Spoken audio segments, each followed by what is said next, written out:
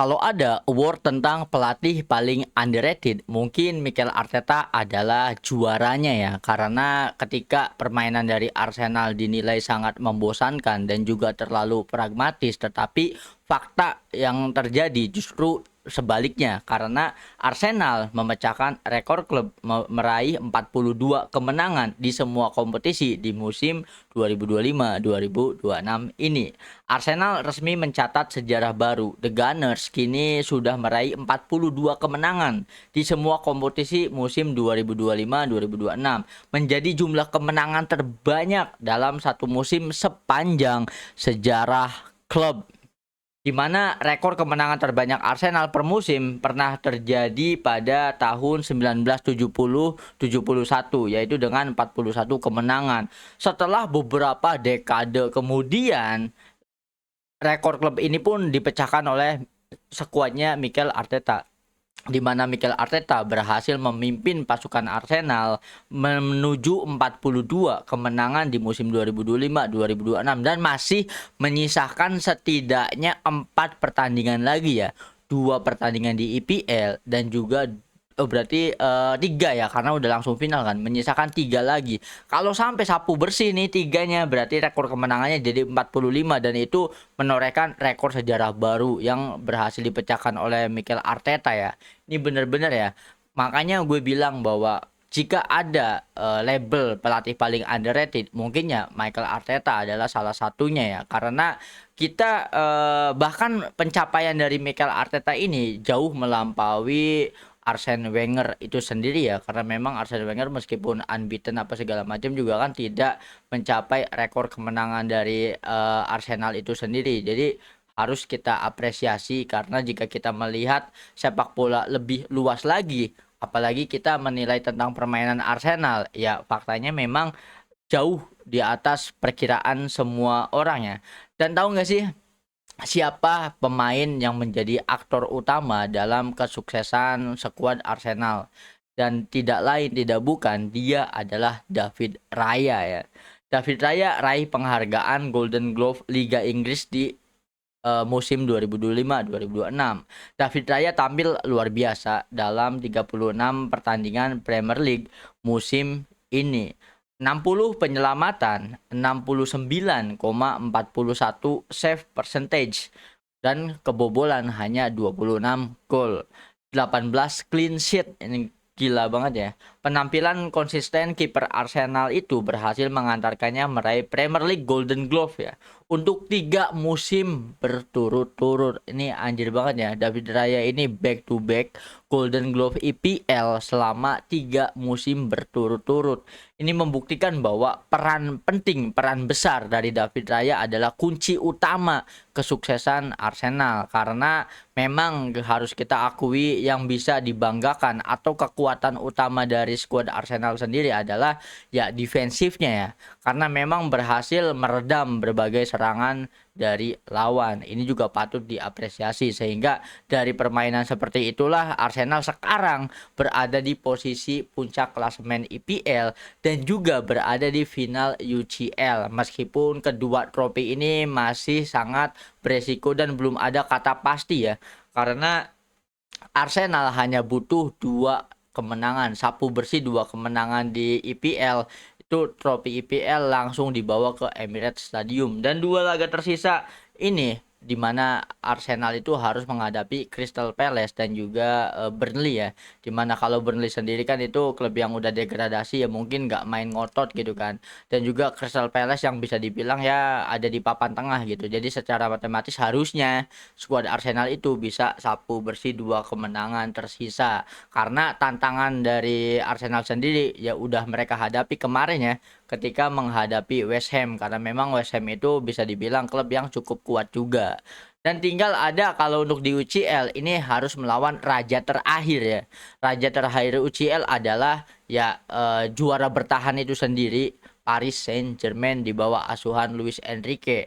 Mungkin banyak sekali orang yang ini bukan cuman Mikel Arteta yang underrated ya, tetapi skuad Arsenal juga bisa dibilang underrated. Padahal ini lagi dan lagi, saking underratednya Mikel Arteta dan juga Arsenal, rekor-rekor sebelumnya itu kayak diabaikan, kayak dipandang sebelah mata. Pertama yang sudah kita bahas, rekor kemenangan terbanyak di EPL, di apa rekor kemenangan klub terbanyak sepanjang sejarah dipecahkan oleh Mikel Arteta. Lalu di UCL banyak yang mengatakan, wah ini mah jangan-jangan tragedi tahun kemarin terulang lagi dan kali ini korbannya Arsenal. Yang dimaksud adalah di final UCL kemarin itu kan PSG melawan Inter ya, di mana Inter berhasil dibombardir 5-0 tanpa balas. Ini laga final tapi 5-0 janggal juga kan. Nah, apakah akan terjadi lagi? Karena memang ya Arsenal kalau dibandingin apple to apple dengan PSG ya kayaknya lebih besar kemungkinan menang PSG ya. Tetapi banyak yang orang tidak melihat fakta adalah di UCL musim ini Arsenal itu kan still unbeaten ya, masih belum terkalahkan. Gelo anjir ibaratnya kan. Apalagi dalam riwayatnya Arsenalnya Mikel Arteta itu pernah mengalahkan Bayern Munchen, pernah mengalahkan PSG juga. Jadi punya riwayat bisa mengalahkan mereka gitu kan. Sehingga ya kalau menurut gue mah ini adalah waktunya sebuah pembuktian. Ini adalah momen-momen ketika sepak bola akan mengejutkan kita semua ya dengan hasil-hasil yang tidak terduga gitu kan. Ya, lagi dan lagi jujur gue bukan fan Arsenal jadi ini bukan bias ya, tetapi gue berharap kali ini semesta mendukung Arsenal at least mendapatkan satu trofi. Kalau gue sebagai orang yang nonton bola ya, gue berharapnya Arsenal itu fokus ke IPL. Ya semoga saja nanti kita masih belum melihat jadwalnya ya. Kalau di jadwalnya itu kan harusnya sih udah sapu bersih dulu IPL baru nanti kalau gelarnya udah kekunci bisa fokus ke UCL kan. Karena memang kenapa final UCL di musim ini agak cepat nggak kayak final-final sebelumnya yang span apa jarak waktunya interval waktunya itu agak lama gitu kan untuk final ya untuk partai final. Karena memang akan menghadapi Piala Dunia. Jadi ibaratnya ya habisin dulu nih event-event atau jadwal schedule-schedule pagelaran gitu kan sepak bola. Karena ketika Piala Dunia dimulai, liga sudah habis, turnamen UCL juga udah kelar gitu kan. Jadi memang waktunya agak mepet dan kalau nanti Arsenal ini urusannya sudah selesai di IPL, maka mereka akan main nothing tulus jor-joran di UCL karena logikanya ya kalaupun harus kalah juga at least sudah mendapatkan satu trofi ya kan. Nah, ada yang menarik. Manchester City di IPL itu masih memiliki 3 sisa pertandingan sedangkan Arsenal 2. Secara matematis kalau misal Pep Guardiola bisa menyapu bersih 3 pertandingan, tetapi Mikel Arteta juga bisa menyapu 2 pertandingan sisa, ya still Arsenal yang juara IPL. Tetapi ada skenario yang menarik. Pertama, jika nanti nih Arsenal menghadapi West Ham dan juga kalau nggak salah Manchester City itu menghadapi Bournemouth apa ya kalau nggak salah Bournemouth ya. Kalau nanti misal Pep Guardiola itu imbang saja ya, imbang dan Arteta menang atau ya menang, wah itu trofi udah bisa dipastikan yang menang adalah Arsenal. Jadi Arsenal itu ada kemungkinan bisa merasa lega lebih cepat ketika nanti Manchester City menoreh hasil imbang atau apalagi kalah ya. Kalau kalah itu udah kalah, City kalah dan Arsenal seri atau menang gitu kan. Wah itu gelar-gelar liga itu udah terkunci sama Arsenal dan nanti main menghadapi PSG itu bisa bisa hajar-hajaran ya, bisa main keras gitu kan, bisa kasih keras juga. Makanya ini sangat menarik banget ya. Jujur yang paling gue harapkan karena jika Arsenal menang, Arsenal itu akan mendapatkan cuan yang banyak banget dari 2 turnamen ini ya, dari prize pool IPL dan juga UCL. Dengan uang yang banyak itu, proyek pembelian pemain Arsenal di musim depan itu gila banget guys. Karena gak nanggung-nanggung ya, Arsenal itu salah satu klub yang mengincar Kylian Mbappe anjing.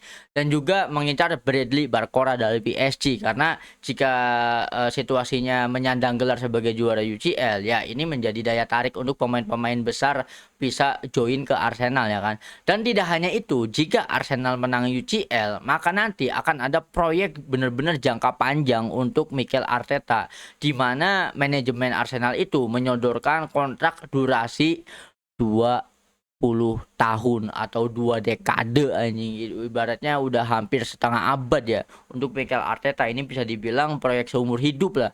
Kalau Mikel Arteta berhasil memenangkan UCL dan juga IPL. Kenapa ini jadi seru? Karena gue berharap Mikel Arteta itu bisa menjadi legacy dari Arsene Wenger, karena dulu kan kepelatihan Arsene Wenger di Arsenal juga kan lama banget ya, dan kesuksesan terbesar Arsene Wenger selain Invincible yaitu upgrade stadium anjing. Ibaratnya ini masterpiece banget dari Arsene Wenger karena kesuksesan penjualan pemain itu bisa merenovasi bahkan membangun stadion baru yaitu Emirates Stadium, sebelumnya kan Highbury ya.